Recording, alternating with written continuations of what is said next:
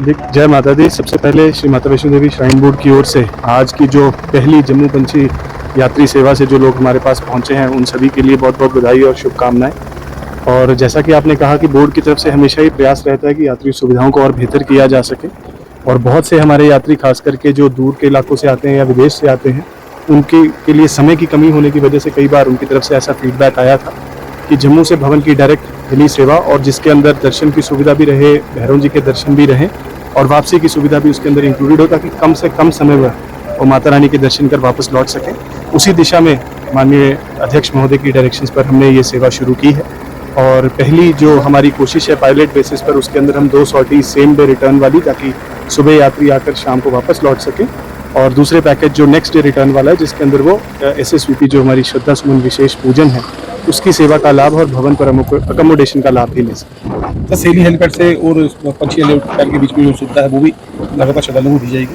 देखिए, ऐसा है कि इस सुविधा के अंदर ही एक एडिशनल कंपोनेंट है कि जो शुरू की सुबह की सॉर्टी रहती है उसके अंदर कटरा या सरली हेलीपैड जिसको हम कहते हैं, सरली हेलीपैड से पंछी की सुविधा, और लास्ट वाली जो सॉर्टी रहेगी उसमें पंछी से सरली की सुविधा। तो 2-2 सॉर्टीज दिन में यात्रियों के लिए इस स्पेशल सेक्टर पर अवेलेबल रहेंगी।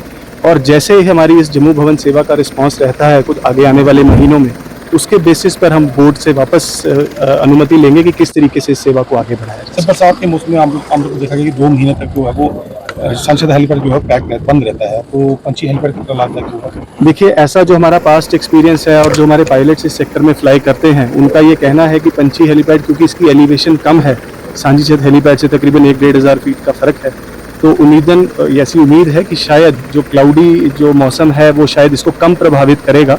पर लेकिन जो आने वाले 2 महीने हैं वो हमारे लिए भी एक सीखने का एक मौका रहेगा, हम भी ज़्यादा समझ पाएंगे और हमारे जो ऑपरेटर्स हैं, हेली ऑपरेटर्स हैं, वो भी इस सेक्टर से ज़्यादा जागरूक हो पाएंगे, और तभी हम इस चीज़ों को और ज़्यादा बेहतर SOP के अंदर रेगुलेट। सर, कितना श्रद्धालुओं का किराया जो निर्धारित किया गया है पर श्रद्धालु? देखिए, इसके अंदर 2 तरीके के जो हैं पैकेजेस हैं। सबसे पहले जो सेम डे रिटर्न है वो 35,000 का है, जिसके अंदर आने जाना की जो हेली टिकट है उसके अंदर हेलीपैड से भवन तक की बैटरी कार सेवा और उसके अलावा दर्शन, प्रसाद और भैरव जी की रोपवे टिकट शामिल है।